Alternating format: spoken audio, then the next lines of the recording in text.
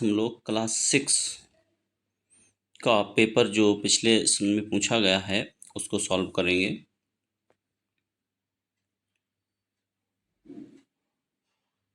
तो देखते हैं, पेपर दोनों हिंदी और इंग्लिश मीडियम दोनों में दिया गया है, तो इसको हम हिंदी या इंग्लिश किसी भी मीडियम से सॉल्व कर सकते हैं।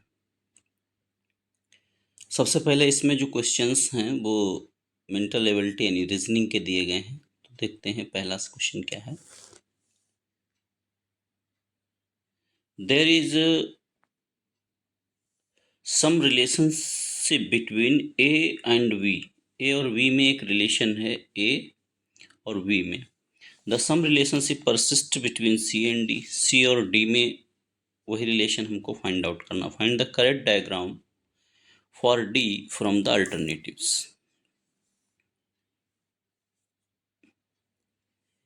ए और बी, ए में दो डॉट हैं ब्लैक और वो वन में कन्वर्ट हो रहे हैं, और वो ब्राइट है यानी कि वो डार्क नहीं है। यहाँ पे दो ब्राइट हैं तो कि ये भी वन में कन्वर्ट होंगे, लेकिन ये डार्क हो जाएंगे। तो इसका हमारे हिसाब से फोर्थ ऑप्शन होना चाहिए, डी। अपोजिट हो रहा है यानी कि। Next question.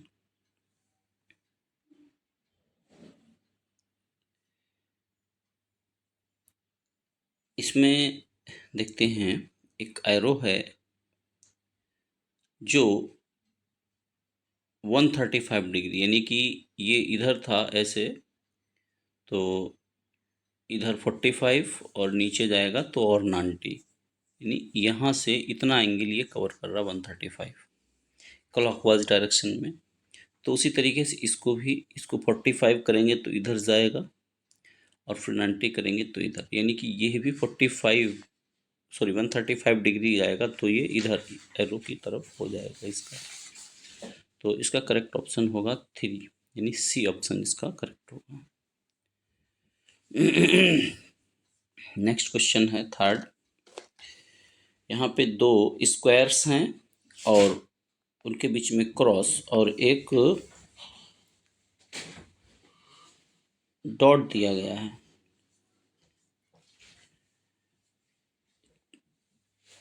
जो ये क्रॉसिंग लाइंस थी, इनको रोटेट कर दिया गया है 45 डिग्री, यानी कि जो चीज़ पहले यहाँ पे थी अब वो इधर हो गई है, यानी 45 डिग्री इसको रोटेट कर दिया गया। वही चीज़ हमको यहाँ पे करनी है सर्किल में। सर्किल में भी हमको इसके 45 डिग्री रोटेट कर देना है, यानी कि जो चीज़ इधर है यही अब इधर को हो जाएगा और ज़ीरो ऊपर चला जाएगा। तो इसका ऑप्शन हो जाएगा 2, यानी V2 is the correct option. Third question देखते हैं। इसमें इन्होंने V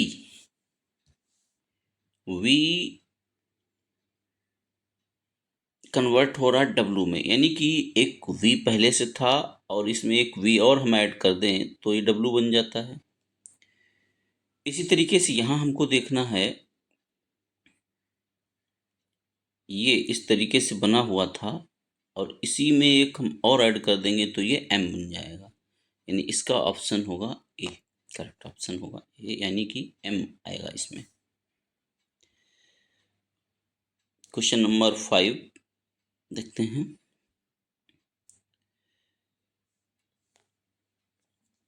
ब्रैकेट्स दो दिखाए गए हैं, एक ऐसे है और एक ऐसे है। इनको आपस में जोड़ेंगे, रिवर्स करके ऐड करेंगे तो एक सर्किल बन जाएगा, यानी इससे हमारा ये कन्वर्ट हो रहा है। तो इससे क्या होगा, यहाँ पे दो ब्रैकेट्स हैं और बड़े ब्रैकेट, इन दोनों को हम आपस में जोड़ देंगे तो एक स्क्वायर बन जाएगा।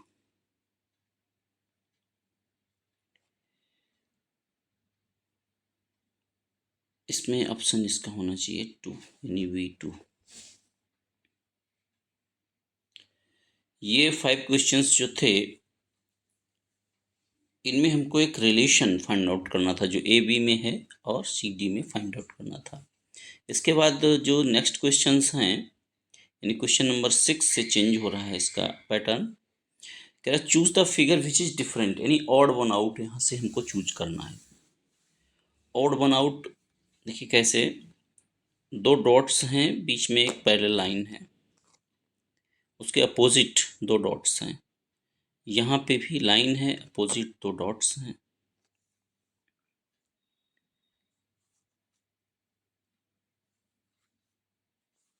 फिर पैरेलल लाइन है और डॉट्स एक ही साइड में हैं, और यहाँ भी। इस क्वेश्चन में दो तरीके से हो सकता है।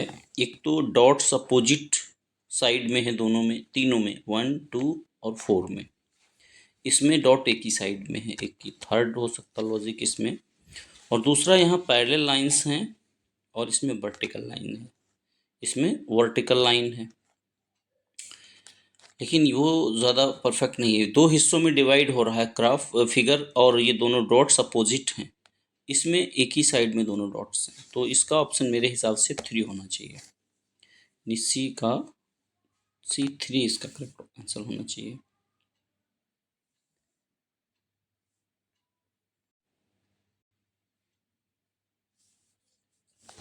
सेवेंथ क्वेश्चन देखते हैं। दिया गया है AEZN।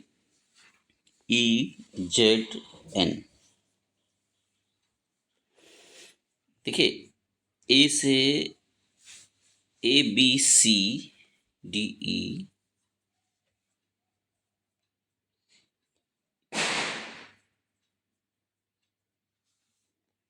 ABCD 3 E, और FGHIJK,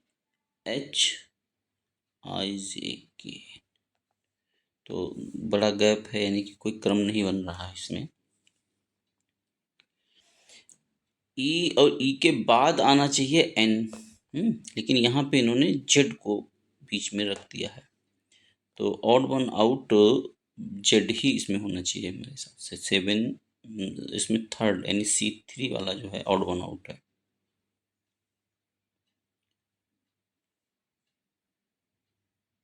नेक्स्ट क्वेश्चन देखते हैं।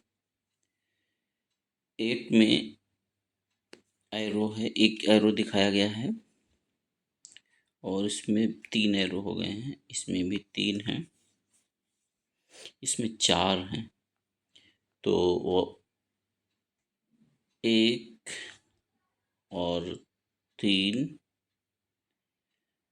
और यहाँ पर 3 रिपीट नहीं होनी चाहिए, नहीं, ये ऑड नंबर्स को इंडिकेट कर रहा है, 1 3 5।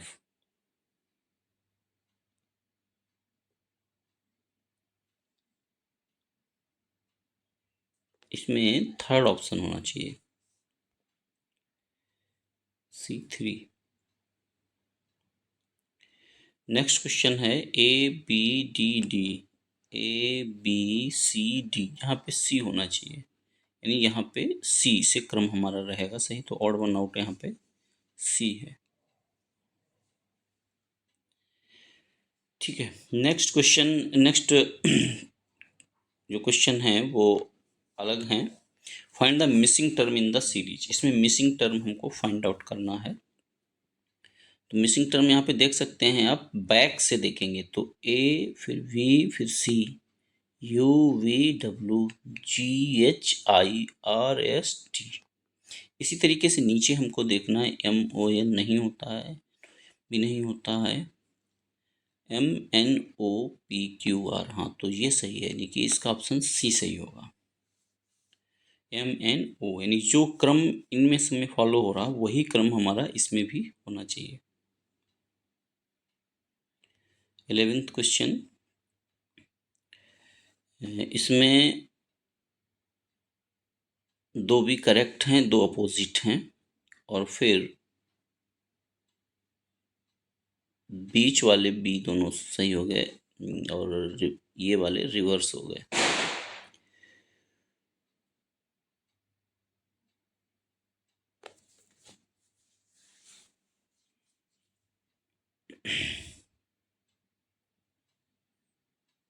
जो रिवर्स थे वो सही हो गए और जो सही लिखे थे वो तो यहाँ पे भी दो जो रिवर्स हैं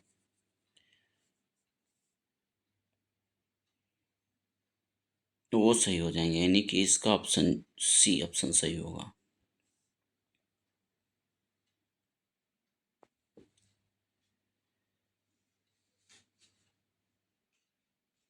नेक्स्ट क्वेश्चन, यहाँ पे लाइन आ रही है 1 2 3, 1 2 3 लाइन्स हो रही हैं, 4 5 4, ये क्रम गड़बड़ा रहा है इसमें, 4 5 4 हो रहा। अच्छा यहाँ पे 3 4 5, 3 4 5, हाँ तो इसमें ये वाला होना चाहिए, हालांकि इसमें ये क्रम दिक्कत कर रहा है।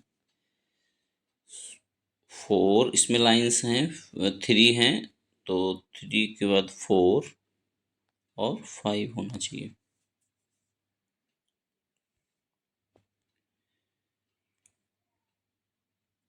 नेक्स्ट क्वेश्चन है, यहाँ पे जो ये कट है ये क्लॉकवाइज चल रहा है, देखो इस तरीके से, क्लॉकवाइज मतलब घड़ी की दिशा में इस तरीके से चल रहा है। तो यहाँ से पहले था, फिर यहाँ पहुँचा, फिर यहाँ पहुँचा, फिर यहाँ पहुँचा, फिर यहाँ पहुँचा, फिर यहाँ, फिर यहाँ, फिर यहाँ, तो फिर यहीं पहुँच जाएगा, यानी कि यहाँ पे पहुँच जाएगा और इसका ऑप्शन हो जाएगा ये, यानी वी ऑप्शन इसका करेक्ट है।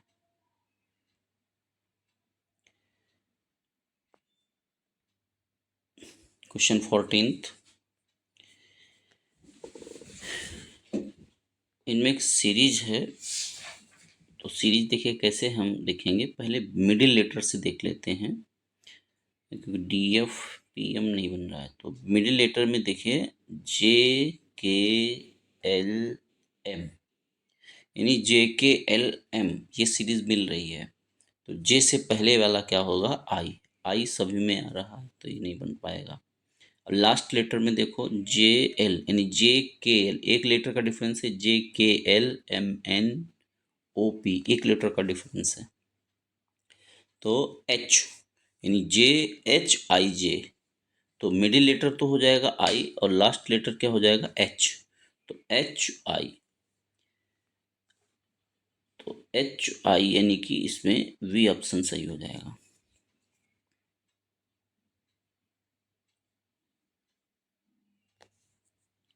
और ये इधर से D E F G H एक एक लेटर डिफरेंस, तो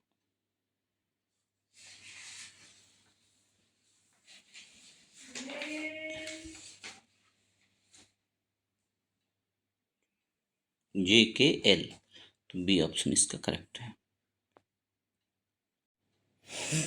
नेक्स्ट 15th क्वेश्चन है, unscramble the words, unscramble the words given below to get the names of male of an animal. यहाँ पे कुछ वर्ड्स दिए गए हैं, इनको सही क्रम में करना है और फिर उसका मेल नाम बताना है, तो TIHCB, तो ये सही से क्रम बना करेंगे तो ये आ जाएगा VITCH, यानी विच आ जाएगा, और विच का जो मेल होता है वो डॉग होता है, तो इसका करेक्ट ऑप्शन क्या हमारा होगा, डॉग। नेक्स्ट 16 क्वेश्चन देखते हैं,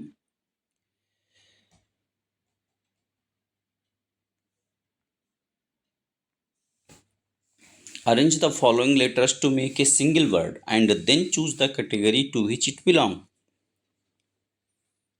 एक यहाँ पे वही अनस्क्रम्बल वाला है, इसको सही लिखना है कोई वर्ड बना के और फिर बताना है कि वो किस कैटेगरी से इनमें बिलोंग करता है वो वर्ड।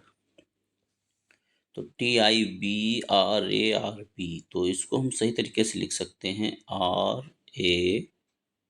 RAVVIT, यानी कि रेविट। करेक्ट वर्ड यहाँ पे आ रहा है रेविट, और रेविट किस कैटेगरी से बिलोंग करता है, एनिमल से बिलोंग करता है। नेक्स्ट क्वेश्चन 17,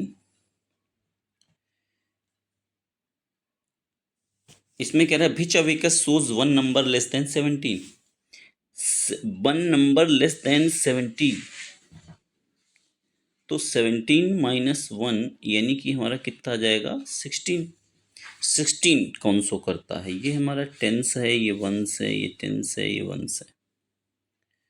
तो यहाँ पर वंस वंस में हमारा 6 होना चाहिए और टेंस में 1 होना चाहिए। तो टेंस में 1 3 में है और वंस पे 6 होना चाहिए, तो 2 4 5। ये थोड़ा सा मिसप्रिंटिंग लग रहा है इसमें, इसका वैसे ऑप्शन ये वाला बी वाला होना चाहिए यहाँ पे, लेकिन ये कम है इसमें। 2 ये हो नहीं सकता, 26 हो जाएगा। तो इसका करेक्ट ऑप्शन होगा बी।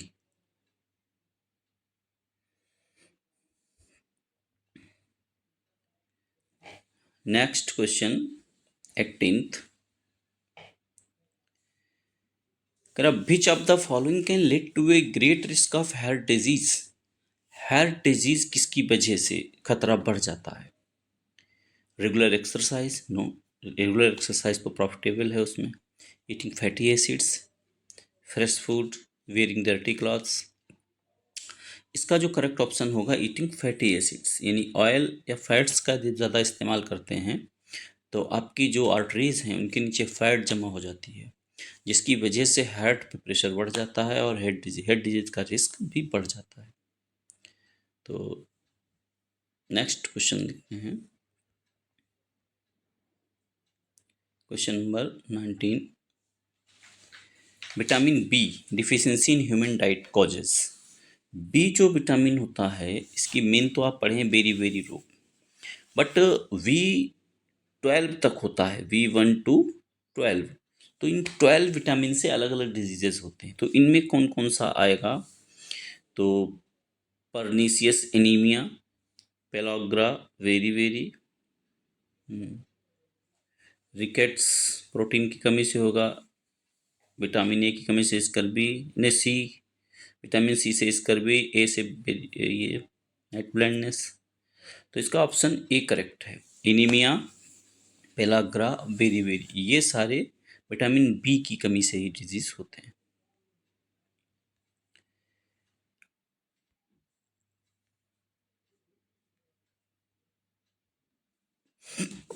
इनमें से कौन सा जानवर जीवित बच्चे को जन्म देता है? देखिए यहाँ पे वीवी पेरस शब्द यूज किया गया, ओवी पेरस होना चाहिए, यानी कि जो अंडे देता है, यानी बच्चों को जन्म नहीं देता है, अंडे देता है। तो अंडे कौन देता है?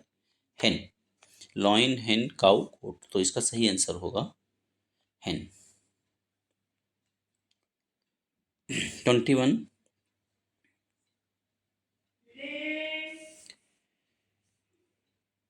when no more salt can be dissolved in water at a particular temperature in the solution, that solution is called, यानी कि जब आप किसी ग्लास में आपने वाटर लिया और उसमें सॉल्ट डिजॉल्व करते रहे, एक सिचुएशन ऐसी आती है कि अब और डिजॉल्व होना उसमें बंद हो जाता है, यानी और अधिक मोर सॉल्ट डिजॉल्व नहीं हो सकता। ऐसी सिचुएशन में जो सोल्यूशन प्रिपेयर होता है उसको हम कहते हैं सैचुरेटेड सोल्यूशन, यानी कि अब और अधिक उसमें हम नहीं, सैचुरेटेड या संतृप्त जो उसका सोल्यूशन है वो तैयार होता है। Read the following activity and answer the following. Take 5 gram of solid camphor, camphor मतलब कपूर, कैम्फर का इस्तेमाल हमने किया in a china dish and cover it with the inverted funnel, यहाँ पे रखा है और एक इन्वर्टेड फनल से इसको हमने ढक दिया है। Plug the stem funnel with cotton, यहाँ कॉटन हमने ऊपर लगा दिया है। हीट द डिश, और नीचे से हमने इसको फ्लेम्स दी, गर्म किया। तो ये क्या कहलाता है? What happens? Sublimation, crystallization, evaporation, sedimentation.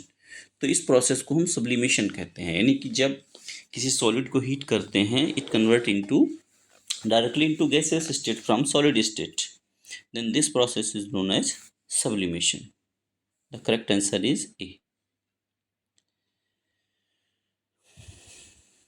Next question is 23, which of the following changes can be reversed. ऐसा कौन सा चेंज है जिसको हम रिवर्स कर सकते हैं? वेटल batter to idli, word to water, कली से फूल बन गया है। काउडंग टू बायोगैस बन गई, आइसक्रीम टू मोल्टन आइसक्रीम। सीधा है, इसमें सिर्फ उसकी स्टेट चेंज हो रही है, सॉलिड से लिक्विड, तो फिर से हम लिक्विड से उसको सॉलिड में कन्वर्ट कर सकते हैं। तो इसका जो करेक्ट ऑप्शन होगा वो होगा ice cream to molten ice cream, which is incorrect in separating components of a mixture. To separate two or more different but useful components, yes ठीक है। To remove undesirable and useless components, ठीक है। To remove pure or harmless components, नहीं, pure substances को हम नहीं remove करते। To obtain pure और सिंपल, हमारा ये मकसद होता है कि हम इम्प्योरिटीज़ को अलग करें, प्योर को प्राप्त करें, है ना, यूजफुल कंपोनेंट्स को करें। तो इसका सी ऑप्शन जो है वो गलत है।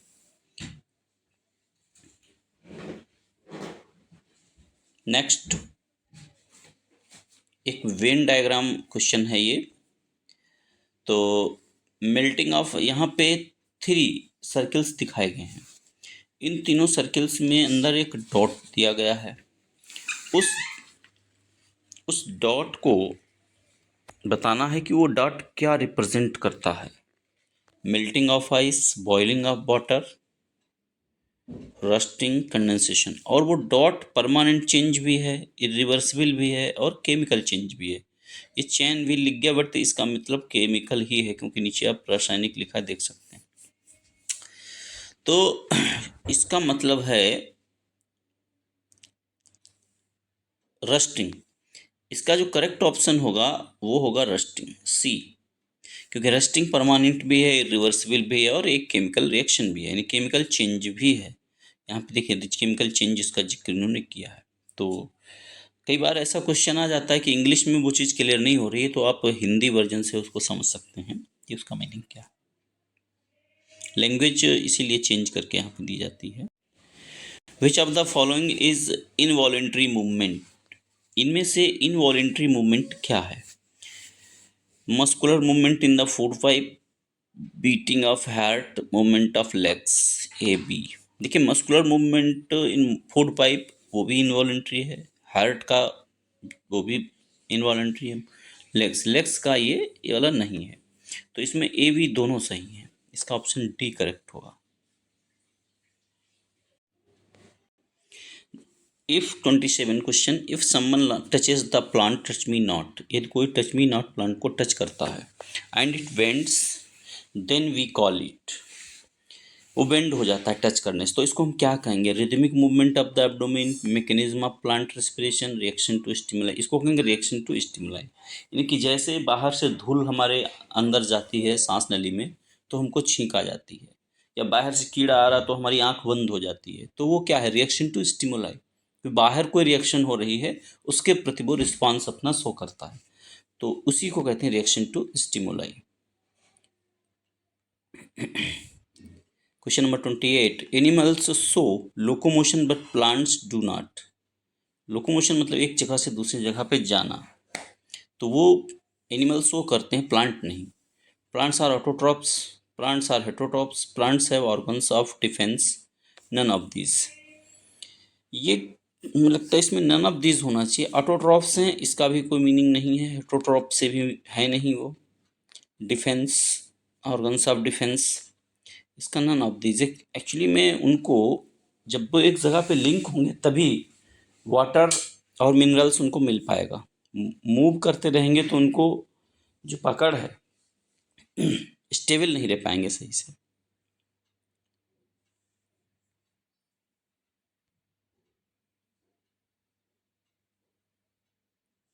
Question 29, number of bones in human vertebrae. Number of bones in human vertebrae 33 होती हैं। इसमें जो रीढ़ की हड्डी है उसमें बात कर रहा है।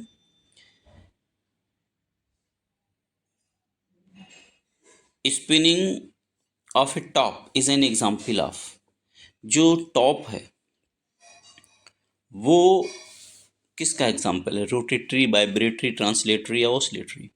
वो रोटेटरी यानी रोटेशन कर रहा है, जैसे अर्थ अपनी है वो एक ही जगह पे ऐसे कुछ चीज़ रोटेट करती है तो उसको रोटेटरी मोशन कहते हैं।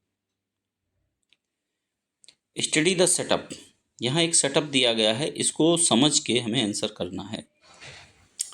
एक टॉर्च यहाँ पे दी गई है और एक यहाँ पे बुक रखी है और एक रिंग रखी है और एक यहाँ पे स्क्रीन है बड़ी सी। तो कह रहा है कि विच of the following shows that the shadow will look like, इनमें से शैडो कैसे बनी। देखिए ये ओपेक है, बुक तो ओपेक है, तो रिंग है, अब रिंग पे तो लाइट पहुंचेगी ही नहीं क्योंकि ये ही ब्लॉक कर रही है लाइट, तो यहाँ पे जो शैडो आएगी वो इस बुक की ही आएगी। तो ये तो हो नहीं सकता, ये भी नहीं हो सकता है, ये भी नहीं हो सकता है, ये भी नहीं हो सकता, क्योंकि जब बुक पे ही लाइट पड़ रही है तो इसकी शैडो कहाँ से बनेगी। तो इसका ऑप्शन करेक्ट सी होना चाहिए।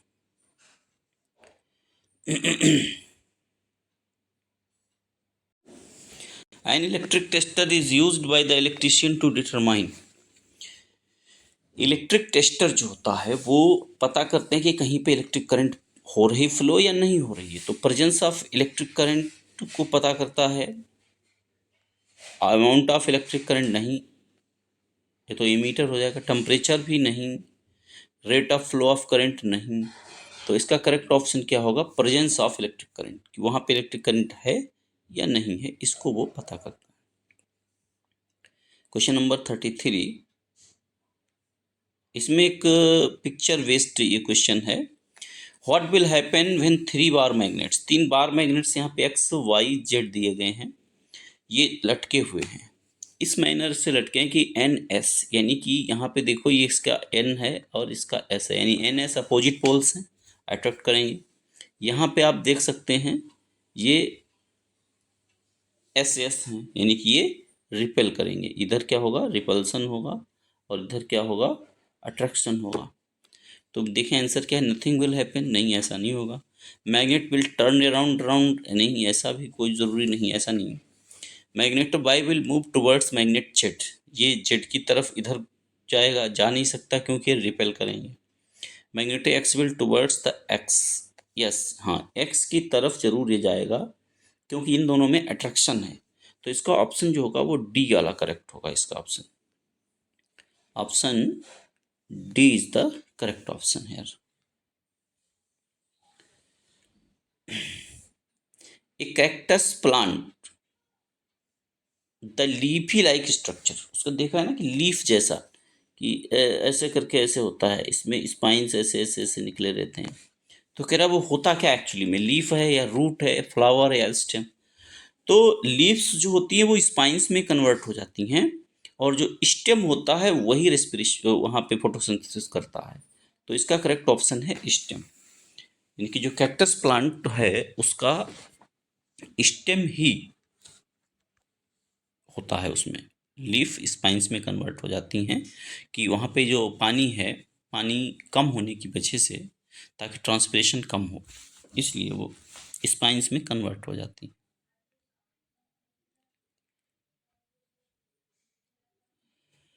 35 question, in the sea plants and animals are surrounded by saline water, क्योंकि वहाँ पे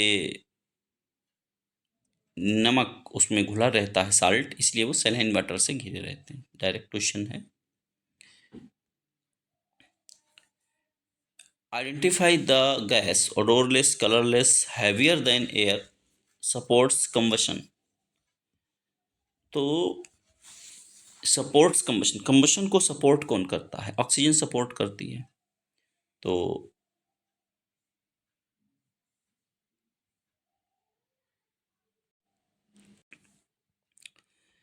इसमें भी आपका हो जाएगा option oxygen.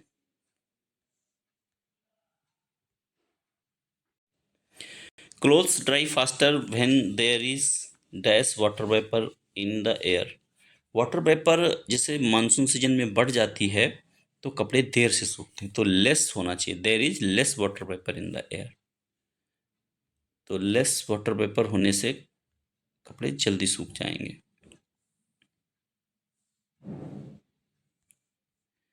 Scientific study of micro organism is called, micro organism यानी माइक्रो बायोलॉजी। डायरेक्ट क्वेश्चंस हैं साइंस से रिलेटेड।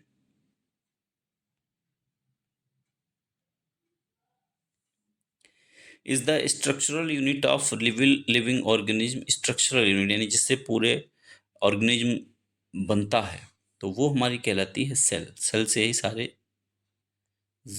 एनिमल्स का निर्माण हुआ है। Which of the following move due to muscle expending and construction.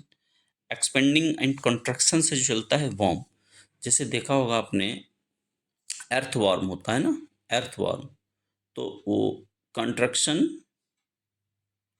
और एक्सपेंशन के द्वारा ही वो चलता है, तो इसमें वॉर्म इसका सही जवाब है।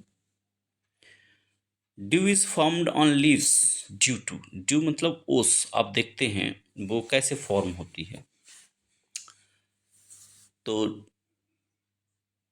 ड्यू बनना जो प्रक्रिया है वो कंडेंसेशन की वजह से है। ड्यू यानी कि जो वाटर वेपर एटमॉस्फेयर में प्रेजेंट है, मौसम ठंडा हुआ, रात में टेम्परेचर डाउन हुआ, तो वो कन्वर्ट हो जाती है पत्तों पे, पत्थर पे, तो ये जो प्रोसेस है कन्वर्जन, ये कहलाता है condensation. 42 question, following substances are classified on the basis of different properties. Frosted glass, transparent, brittle, insulator. Mark the incorrect one, इसमें हमको ये बताना है कि गलत कौन सा है। तो जो फ्रोस्टेड ग्लास है वो ट्रांसपेरेंट नहीं होता है, ट्रांसल्यूसेंट होता है, पहली चीज़ तो ये भी गलत है। स्पंज सॉफ्ट ओपेक कंडक्टर, नहीं ये भी कोई ज़रूरी नहीं, ये भी गलत है। वुड हार्ड होती, ओपेक और इंसुलेटर, हाँ ये सही है। वुड जो है हार्ड भी है, ओपेक भी और इंसुलेटर भी। कॉपर एक मेटल भी है, हार्ड भी है, ट्रांसपेरेंट नहीं है, तो ये भी नहीं, यानी कि फर्स्ट सेकंड और फोर्थ, फर्स्ट सेकंड फोर्थ, यानी ऑप्शन सी करेक्ट है यहाँ पे। Question number 43, in an electric circuit current can be increased by. Current को कैसे इंक्रीज कर सकते हैं? Adding extra wire, adding an extra switch, removing battery, reducing resistance. Yes, resistance यानी बाधा, यानी रेजिस्टेंस उसका कम कर दोगे तो करंट इंक्रीज हो जाएगी। Which of these, question number 44, which of these is a set of good insulators. Good insulator कौन है यहाँ पे? ग्रेफाइट, नहीं ग्रेफाइट तो कंडक्टर होता है। रबर, ग्लेन वुड, हाँ ये तीनों हो सकते हैं। Pure water, Glenn would pure water भी इंसुलेटर है, ग्लेन वुड। आयरन, नहीं ये भी नहीं हो सकता है।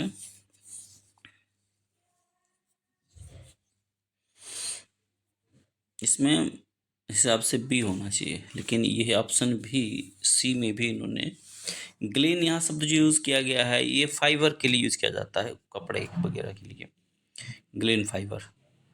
अब वाटर में मिनरल्स भी हैं प्रेजेंट, तो ये करेगा कंडक्ट। तो गुड इंसुलेटर्स की बात कर रहा तो यही ज़्यादा ठीक है, बी।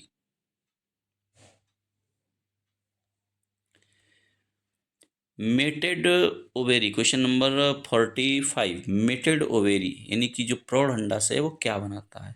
कि जो ओवेरी होती है वो बनाती हैं फ्रूट्स, और ओव्यूल्स, इसके अंदर जो ओव्यूल्स होते हैं वो क्या बनाते हैं? वो सीड बनाते हैं। तो ओवेरी क्या बनाएगी? फ्रूट, यानी ऑप्शन वी इसका करेक्ट होगा। Intensity of earthquake, intensity of earthquake is measured in barometer, polygraph, hydrometer.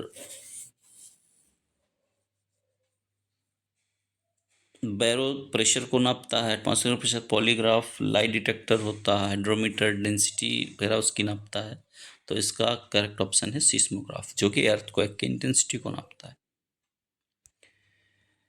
Process X Y Z respectively are, तो प्रोसेस यहाँ पे एक्स वाई जेड क्या? प्लांट से वाटर वेपर, प्लांट से वाटर वेपर निकलता है ट्रांसपिरेशन के द्वारा, यानी ट्रांसपिरेशन दो में दिया गया, ए में और सी में। वाटर वेपर से रेन, तो वाटर वेपर जो रेन के रूप में नीचे आती है वो हमारी कहलाती है प्रेसिपिटेशन, यानी कि प्रेसिपिटेशन होता है। और फिर रेन वाटर कहाँ गया है? ग्राउंड में। ग्राउंड में कैसे जाएगा? सीपेज के द्वारा, तो कंडेंसेशन में सीपेज, यानी इसका ऑप्शन जो है ए करेक्ट होगा। Transpiration, precipitation and seepage. Question number 48, suppose you are making some tea and have boiled water and added tea leaves to the water. आपने चाय बनाई है, सीधा मतलब है कि आप बॉइल्ड वाटर में टी लीव्स डाल के चाय बनाई। Then you realise that you can not find strainer, और छानने के लिए यानी फिल्टर करने के लिए आपके पास वो नहीं है। क्लीन क्लॉथ आप ढूंढ रहे हैं, वो भी नहीं मिल रहा है। What method you like for a cup of T, कैसे कप कप के में इसमें चाय है, लीव्स हैं, कैसे निकालेंगे? तो हम क्या करेंगे, इसको थोड़ी देर के लिए ऐसे छोड़ देंगे तो ये नीचे सेटल डाउन हो जाएंगी जो लीव्स हैं, और हमारी जो प्योर टी है वो ऊपर आ जाएगी, और फिर इसको हम पोर कर लेंगे अपने कप में। तो करेक्ट मेथड इसमें यहाँ पे होना चाहिए सी, डिकेंटेशन।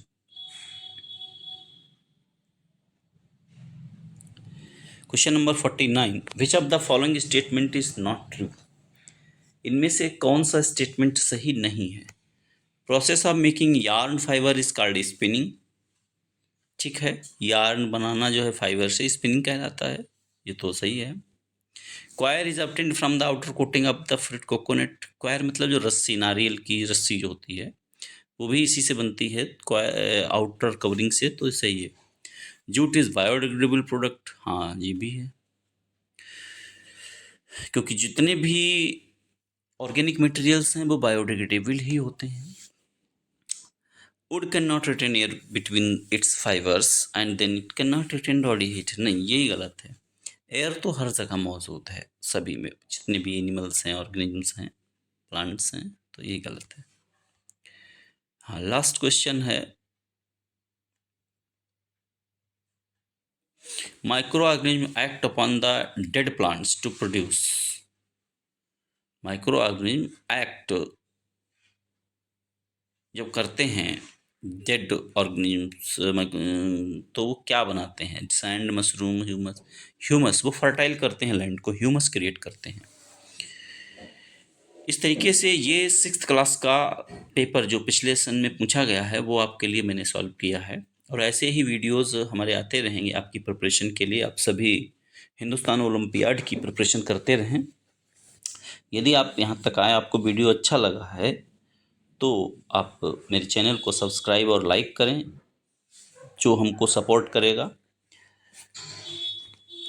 और अन्य स्टूडेंट्स को भी शेयर करें ताकि उनकी भी हेल्प हो सके, और हमसे जुड़े रहें ताकि आपको नेक्स्ट वीडियो जब डालेंगे तो आप तक शीघ्रता से वो पहुंच जाएगा। Thank you.